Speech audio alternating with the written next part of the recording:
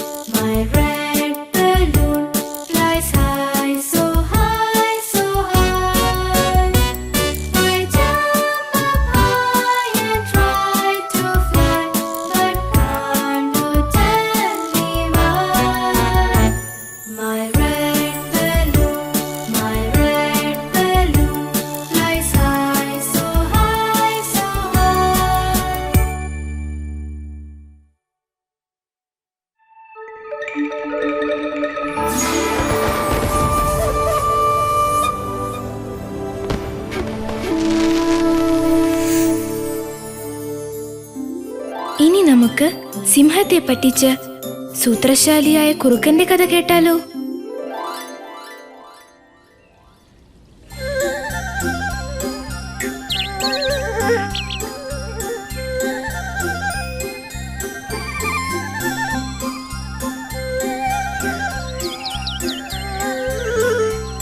പതിവ് പോലെ സിംഹരാജൻ ആഹാരം തേടി ഇറങ്ങി.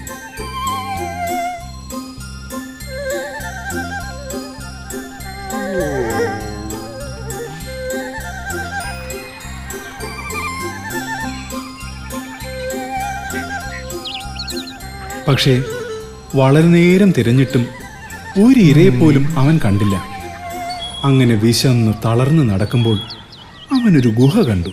അവൻ ചിന്തിച്ചു, തീർച്ചയായും ഈ ഗുഹയിൽ ഒരു മൃഗം കാണും. ജീവി പുറത്തു വന്നാലുടൻ ഭക്ഷണമാക്കാം. അങ്ങനെ അവൻ ഗുഹയ്ക്കടുത്തുള്ള കുറ്റിക്കാട്ടിൽ കയറി പതുങ്ങിയിരിപ്പായി.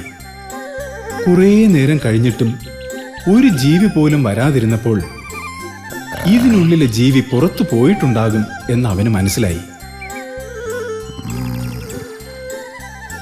തിരിച്ചു വരുന്ന ജീവിയെ ചാടി പിടിക്കാമെന്ന് കരുതി അവൻ ഗുഹയ്ക്കുള്ളിൽ കയറി. സൂത്രശാലിയായ ഒരു കുറുക്കന്റെ ഗുഹയായിരുന്നു അത്. കുറച്ചു കഴിഞ്ഞപ്പോൾ കുറുക്കൻ തിരിച്ചെത്തി. ഗുഹയ്ക്കുള്ളിൽ കയറാൻ തുടങ്ങിയപ്പോൾ പുറത്ത് മറ്റൊരു ജീവിയുടെ വലിയ കാൽപ്പാടുകൾ അവൻ കണ്ടു. അവന് കാര്യം മനസ്സിലായി. ഏതോ ജീവി എന്നെ ഭക്ഷണമാക്കാൻ അകത്ത് കാത്തിരിപ്പുണ്ട്. കുറച്ചു നേരം ചിന്തിച്ചപ്പോൾ അവനൊരു ബുദ്ധി തോന്നി. അവൻ ഗുഹയോട് ഉറക്കെ ചോദിച്ചു, ഹേ ഗുഹേ, ഹേ ഗുഹേ. കുറുക്കന് മറുപടി ഒന്നും കിട്ടിയില്ല. വീണ്ടും അവൻ ചോദിച്ചു, ഹേ ഗുഹേ, ഹേ ഗുഹേ, നീ എന്താണ് എന്നോടൊന്നും സംസാരിക്കാത്തത്? നീ എന്നോടൊന്നും സംസാരിക്കാറുണ്ടായിരുന്നല്ലോ. ഇന്ന് നിനക്കെന്ത് പറ്റി? നീ എനിക്ക് മറുപടി തന്നില്ലെങ്കിൽ ഞാൻ തിരിച്ച് കാട്ടിലേക്ക് പോകും.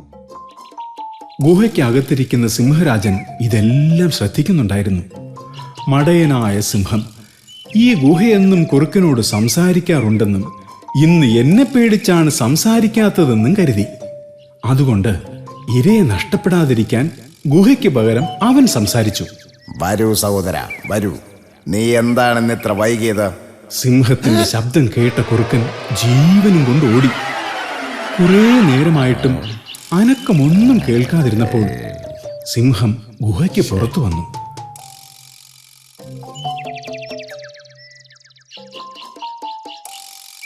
പക്ഷെ ഒരു ജീവിയെപ്പോലും പുറത്ത് കാണാതിരുന്നപ്പോൾ അവന് തനിക്ക് പറ്റിയ മണ്ടത്തരം മനസ്സിലായി. അവൻ നാണിച്ച് തല താഴ്ത്തി.